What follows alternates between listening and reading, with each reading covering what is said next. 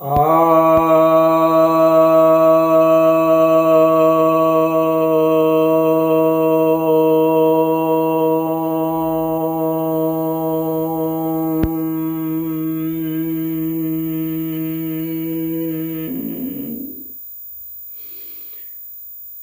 भक्तजनों को सप्रेम नमन। तो आज अग्निहोत्र किसे कहते हैं, इस जिज्ञासा के ऊपर समाधान लेकर के आया हूं।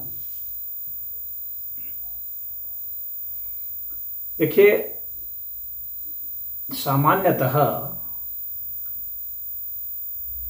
वेद के कर्मकांडी अर्थ जो लोग लगाते हैं, जो समाज में अक्सर दृष्टिगोचर होता है, आम आदमी करते हैं, तो वेद के 3 अर्थ प्रचलित होते हैं। एक तो कर्मकांडी अर्थ जो सामान्य लोग लगा रहे हैं, दूसरा उपासना अर्थ, जिस विधि से हम पूजा कर सकते हैं, उपासना कर सकते हैं वह, और तीसरा ज्ञान कांड के अर्थ में। तो वेद के 3 कांड बताए जाते हैं, कर्म कांड, उपासना कांड और ज्ञान कांड। ये अलग अलग नहीं है, बल्कि किसी भी मंत्र को आप 3 तरह से समझ सकते हैं। मतलब किसी भी मंत्र के 3 कांड होते हैं, तो उसमें जो भी शब्द प्रयोग होते हैं, जो भी मंत्र प्रयोग हुए हैं, तो उसमें जो शब्द है तो उसका आपकी अपनी खुद की अवस्था क्या है, उसके हिसाब से अर्थ लगाते हैं। तो अग्निहोत्र के विषय में भी ऐसा ही है। अब अग्नि का तो बहुत सारा अर्थ है। एक अर्थ तो सामान्य तो यही है कि अग्नि का मतलब आग। तो जो कर्मकांडी व्यक्ति है वो अग्नि का अर्थ इस आग को ले लेगा, जो आग हमें अपनी आंखों से देखने में आता है, जिसे हम महसूस करते हैं गर्मी को। लेकिन एक जो है अपने भीतर जो है हम लोग की गर्मी होती है, जैसे काम अग्नि हो गया, क्रोध अग्नि हो गया। तो इस तरह की जो अग्नि है, ज्ञान अग्नि है, जठराग्नि है, यानी भूख की अग्नि। उसी तरह से देखने की भी, नेत्र में भी अग्नि होती है। तो उसी तरह से वाणी में भी अग्नि होती है। जब आप भद्दी भद्दी बात बोल रहे होते हैं तो आग ही तो बरस रही होती है, जो सुनने वाले के भीतर भी आग उत्पन्न कर देता। यह भी एक अग्नि है। तो यह अग्नि जो है, यह उपासना पद्धति में इसका प्रयोग होगा, क्योंकि यह अंदरूनी अग्नि हो गई, भीतरी आग है। यानी आग का यह सूक्ष्म स्वरूप है, अग्नि का सूक्ष्म स्वरूप।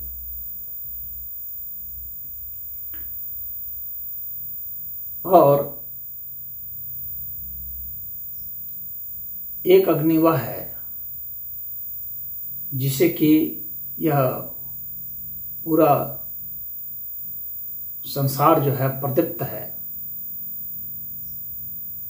रोशन है, उसकी गर्मी से चलायमान है। परंतु वह जो रोशन और प्रकाश है, जो कि असंख्य है, उसकी सीमा नहीं है, असीम है। तो तमाम तरह की जो अग्नियां हैं और प्रत्येक स्तर की, उनका जो अधिष्ठाता है वह अग्निदेव कहलाते हैं।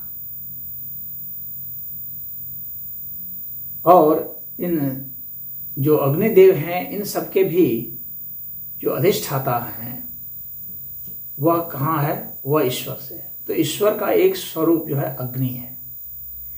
अग्नि ईश्वर का ही एक स्वरूप है, ईश्वर का ही एक नाम है अग्नि। तो जब हम अग्निहोत्र की बात करेंगे तो हम इसमें से सभी पहलुओं को ले सकते हैं। हर पहलू अपने आप में ठीक है एक स्तर पर, लेकिन संपूर्ण तो नहीं है। अग्निहोत्र का मतलब है अग्नि में होत्र जो होता है हवन करना, किसी चीज को डाल देना। जो हवन कुंड होता है इसमें अग्नि जल रहती है उसमें डाल देना, वो एक सामान्य सा मीनिंग है कर्मकांडी की। आग में जो है वो कुछ डाल रहे हैं, कोई लकड़ी डाल रहा है, कोई तिल डाल रहा है, कोई अन्न डाल रहा है, घी डाल रहा है, कपूर डाल रहा है, तो वह भी एक अग्निहोत्र हो गया। ऐसे ब्राह्मण को अग्निहोत्री ब्राह्मण कहा जाता है। लेकिन यह तो एक शुरुआत, एक पहला कदम है। इसके बाद जो है आगे का कदम जो है पहलू है कि आप अपने भीतर जो आपकी अग्नि है उसमें क्या हवन करते हैं। जैसे हम लोग भोजन लेते हैं, हवन कर रहे हैं, श्वास ले रहे हैं भीतर, तो वो श्वास भीतर जा करके उसको भोजन को जला दे तो वहां अग्नि उत्पन्न हो रही है।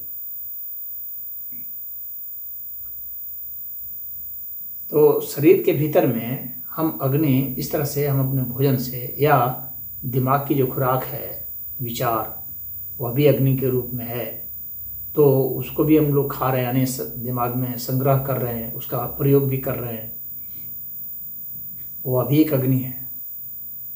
मनस अग्नि है वह, तो मानसिक अग्नि है वह। तो हम लोग का शरीर में जठराग्नि भूख की अग्नि है। जब हमें भूख लगती है तो फिर हम उसके लिए बेचैन हो जाते हैं। उसी तरह से कामाग्नि है, जब काम वासना उठती है तो हम बेचैन हो जाते हैं, पूरा शरीर मुंह ओठ सूख जाते हैं और हमें उसके सिवाय कुछ दिखता नहीं। उसी तरह से जब हम लोभ में फंसते हैं तो धन के सिवाय कुछ नहीं दिखता, और उसके लिए फिर हम एक से एक गर्म वाले कांड कर देते हैं। कितनी गोलियां चल जाती है, तो परमाणु बम सब छूट जाते हैं। लोभ के कारण, मोह के कारण, द्रोह के कारण, ये सब अग्नि का ही स्वरूप है। अब इस में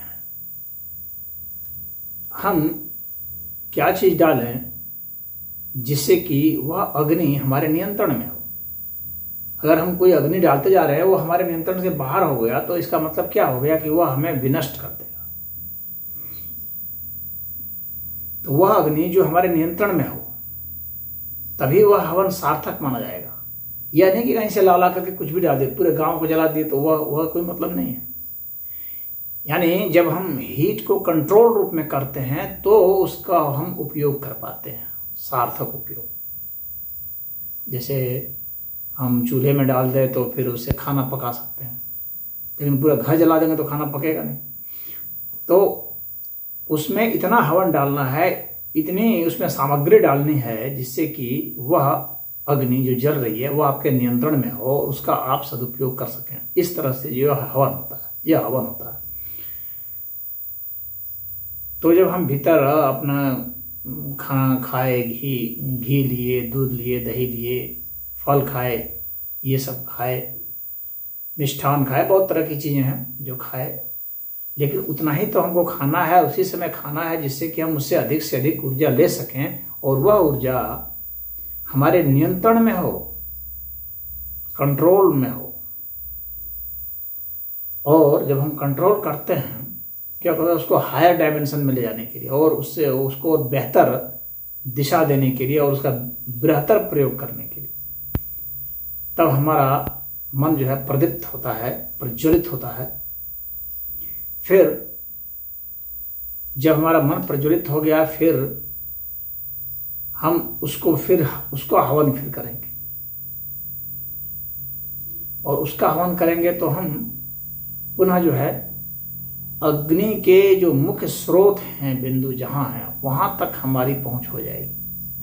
आखिर इसकी उत्पत्ति कहां से हो रही, तो अग्निदेव तक पहुंच जाना वह कहलाता है। यानी अग्नि के उत्पत्ति का जो स्रोत बिंदु है वहां तक जब आपकी पहुंच हो जाती है और उस स्रोत से लेकर के अग्नि का जहां तक फैलाव है वो पूरा रेंज जो है, जब आप उसको जान जाते हैं, उसका विज्ञान आपको समझ में आ जाता है, तो इसका मतलब हो गया कि आपने अग्निदेव को जान लिया। देव मतलब शक्ति, अग्नि शक्ति को आपने जान लिया। यह तो शक्ति का स्वरूप हो गया। अग्नि शक्ति को जब जान लेंगे तो फिर उसका आप प्रयोग कर सकते हैं। अग्नि जो है ऊर्जा है उसको भिन्न भिन्न तरीके से आप उपयोग में ला सकते हैं। आपके वो नियंत्रण में हो गया, क्योंकि ज्ञान से ही वह नियंत्रण में हो जाएगा। लेकिन इसके बाद यह तो अग्नि शक्ति की बात हो गई, लेकिन अग्नि शिव भी है, वह अग्नि और सूक्ष्म है। और वेद ने उस अग्नि को ईश्वर का स्वरूप कहा है। तो अब वह जो अग्नि है उसका प्राकट्य, वह ईश्वर किस तरह से अग्नि है, ईश्वर किस तरह से, यानी शिव किस तरह से शक्ति है, यह आपको समझना होगा। ऐसा समझने से आप शिव शक्ति का आपको आभास हो जाता है, बोध हो जाता है। तो वहां तक जो है हवन कहलाता है, होत्र कहलाता है।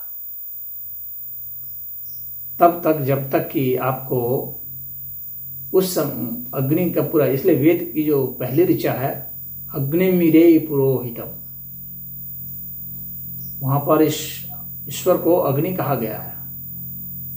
अग्नि का हम यजन करते हैं, अग्नि को हम यजन करते हैं, अग्नि को आगे रख करके यजन हम कर रहे हैं, अग्नि की आराधना कर रहे हैं। तो वह अग्निहोत्र है। यानी आपको पूरा रेंज आपको जानना है अग्नि का, ये पूरा अग्निहोत्र कहलाता है। अगर आप कहीं हवन कुंड में बाहर उसमें डाल दिए तो उतने मात्र से आप अग्निहोत्र नहीं हो जाते। जब तक कि आपको शिव शक्ति का एहसास नहीं होता है, जब तक को आपको ब्रह्माग्नि का पता नहीं चल जाता है कि ब्रह्माग्नि क्या है, तब तक आपने अग्निहोत्र नहीं किया है, तब तक आप अग्निहोत्री नहीं हैं। तो अग्निहोत्री आप टाइटल रख लेंगे तो इससे आप अग्निहोत्र करने वाले थोड़ी हो जाएंगे। क्या आपने अपने कर्म से, अपने विचार से, अपनी भावनाओं से, अपनी आत्मा से उस स्तर तक की अनुभूति की है? तो यदि आप ऐसा समर्थ हुए हैं कर पाने में, तो फिर आप अग्निहोत्र है, तब आप अग्निहोत्री अपने को कह सकते हैं। तो उस तरह से वो अग्निहोत्र कहलाता है। अब सामान्य रूप से जो अग्निहोत्र है और इस तरह से उसका आप शास्त्र में जिस तरह वर्णन है, तो मैं अग्निहोत्र का उस शास्त्र जो है वह आपको पढ़ के बताता हूँ। ये मनुस्मृति का 3 अध्याय का 75वां और 76वां जो श्लोक है वह अग्निहोत्र के विषय में बतला रहा है। 75वां क्या बता रहा है? स्वाध्याये नित्य युक्तः स्यादेवे चैवैह कर्मणि देव कर्मणि युक्तो ही बिभर्तेरिदं चराचरम। अर्थात मनुष्य को नित्य ही स्वाध्याय करना चाहिए। यह जो है यह ब्रह्म यज्ञ के विषय में है।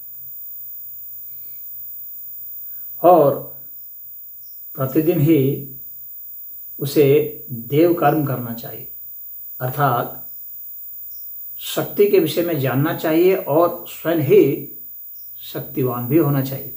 यानी नित्य आप जो है शक्ति का अनुसंधान करते रहें और अपने को शक्तिशाली भी बनाते रहें हर स्तर पर, शरीर से, मन से, भावना से, विचार से, आत्मा से। हर समय जो है आप अपने को शक्तिशाली बताते जाए। आत्मशक्ति बहुत महत्वपूर्ण होती है।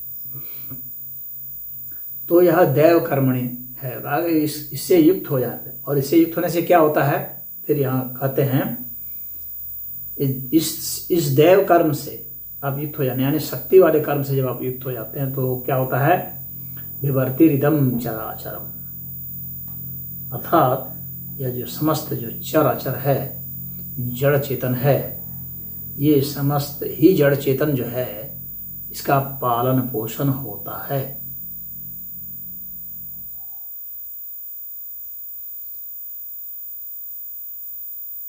तो पालन पोषण होता है कहने का मतलब यह तो है नहीं कि अगर मनुष्य मर गया, सारे आदमी मर गए तो यह जड़ और चेतन सब समाप्त हो जाएंगे। कभी मनुष्य मर गया, यज्ञ करने वाला मर गया, समाप्त हो गया। इसका अर्थ तो फिर ऐसा हो जाएगा अगर इसको इस तरह से पलट के देखें, या जब मनुष्य नहीं था और इस तरह से हवन करने वाले नहीं थे तब तो समाप्त हो जाएगा। उसका ये मतलब नहीं है। यहां पर सिर्फ मनुष्य हवन नहीं कर रहा है, यह हवन पूरा अस्तित्व, पूरी प्रकृति करती है।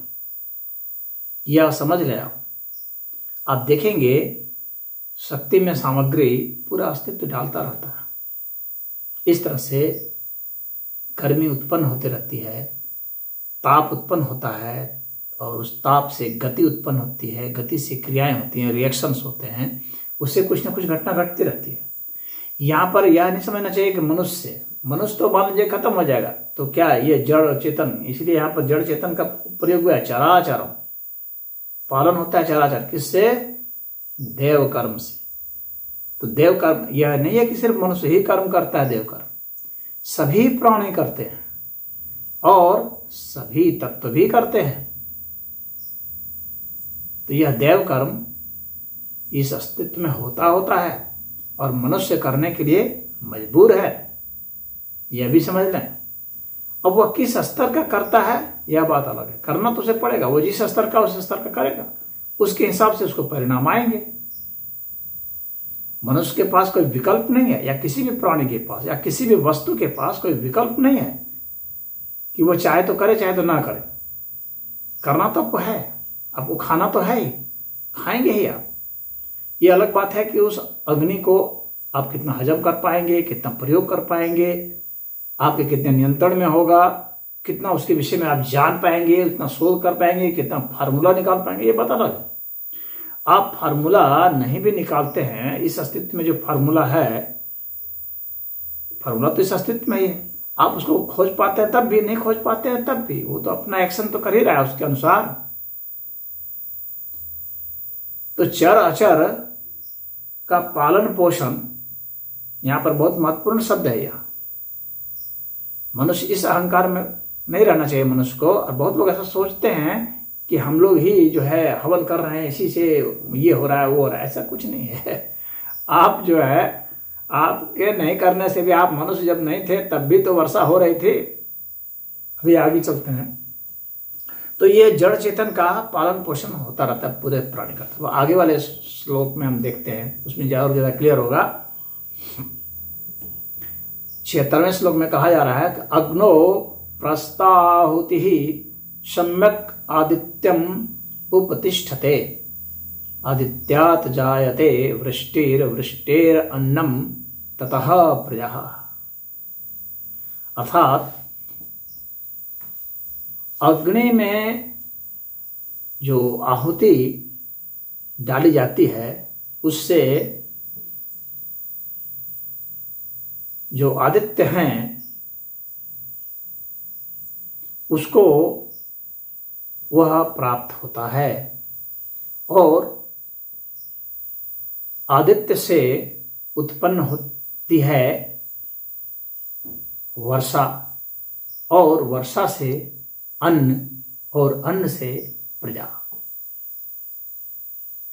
यहां पर यह कहा जा रहा है। तो यहां पर आप समझ लीजिए कि अग्नि में जो आहुति डाली जाती है, तो भाई ये वर्षा हो रही है आदमियों के डालने से हो रही है क्या? कितने लोग तो ऐसे हैं जो कहते हैं कि भाई हम लोग हवन कर रहे हैं तो हवन आप अगर यहाँ बंद कर देंगे तो क्या वर्षा बंद हो जाएगी पृथ्वी पर? क्या अमेरिका में वर्षा नहीं होती है? ऑस्ट्रेलिया में नहीं होते, जहाँ पर हिंदू लोग नहीं हैं, जो ये जवाब नहीं कर रहे हैं, वहाँ क्या वर्षा नहीं होती है? वहाँ भी वर्षा होती है। तो यहाँ पर एक सिद्धांत बताया गया है कि वर्षा कैसे होती है, अन्न कैसे होता है, प्रजा कैसे होती है, उसका सिद्धांत बताया गया है। अग्नि में आहुति डालने पर, मतलब आप तो हर समय डालेंगे ही, ये प्रकृति डाल ही रही है। यहां पर्याप्त गर्मी होती है, उस गर्मी से का जो प्रेशर बनता है, उस प्रेशर से ही तो वह जो है आदित्य को प्राप्त होता है। आदित्य अर्थात अदिति का पुत्र, अदिति अर्थात देव माता, देव माता का पुत्र देव। कौन देव? आदित्य देव, गर्मी का देव, हीट। तो हीट एनर्जी जो है उत्पन्न होती है किससे? उसमें आहुति पड़ती है तब। तो अलग अलग है, जैसे कि मान लीजिए कि जो पावर प्लांट है वहाँ पर कोयला है, वो आहुति है, वहाँ उसको डाला जाता है, उससे जो गर्मी पैदा होती है उसे हम फिर जो है भाप बना करके उसे बिजली बना सकते हैं। ये और जो है एटॉमिक पावर प्लांट है, वहाँ यूरेनियम जो है वो वहाँ पर आहुति है। आहुति का मतलब यह नहीं रहता है कि कहीं पर आप वो कर रहे हैं वहीं उसी आहुति की बात यहाँ नहीं की जा रही है। यहाँ इसके मूल सिद्धांत की बात की जा रही है कि हम अग्नि में डालते हैं सामग्री, तो उससे जो गर्मी पैदा होती है और बढ़ करके, तो वो गर्मी जो है वह उत्पन्न करती है क्या? वर्षा। वर्षा हीट से उत्पन्न होती है, ये यहां पर कहना चाह रहे हैं। और उस वर्षा से फिर अन्न होता है, और फिर अन्न से प्रजा का पालन होता है, यानी जो जीवित हैं वे उसका सेवन करते हैं। यह तो एक भौतिक अर्थ हुआ। तो भौतिक अर्थ में भी यह सही है, लेकिन इससे सिद्धांत को समझना चाहिए। और यहाँ पर समझना जो है ना, यही ज्ञान यज्ञ है।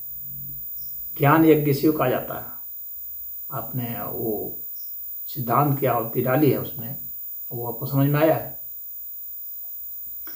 अब इसके बाद है कि आप अपने भीतर आहुति डालते हैं, जैसे कि मैंने आपको पिछले श्लोक में समझाया। तो वो अग्नि पैदा होगी, उस अग्नि से वृष्टि होगी, ओज बनेगा, और उससे अन्न पैदा होगा। अन्नमय कोश कहा गया है पदार्थ को, और उससे प्रजा की उत्पत्ति होती है। तो यहाँ भी ये दो तरफ से कर सकते हैं। जब हम लोग के मन में इस तरह की बातें आ जाती है तो हम लोग उसको दो तरह से प्रजा की उत्पत्ति कर सकते हैं। एक जो सामान्य अर्थ में हम लोग अपनी संतान उत्पन्न करते हैं, वह भी प्रजा है। एक जो है जब हम विचार उत्पन्न करते हैं तो वह भी प्रजा है। इसीलिए जो विचार से सहमत होते हैं उसको भी पुत्र कहा गया है। जैसे ब्रह्मा का पुत्र नारद, तो वो कैसे पुत्र हुए? उनको कहा गया मानस पुत्र। तो मानस पुत्र हुए, यानी जो आपके विचारों को मानते हैं वे लोग आपके मानस पुत्र हैं। तो वह भी प्रजा है जो आपके मानस पुत्र हो गए। जो आपने श्रेष्ठ विचार उत्पन्न किया वह भी पुत्र है। उस अग्नि से श्रेष्ठ विचार आपके उत्पन्न हुए, वह भी प्रजा है।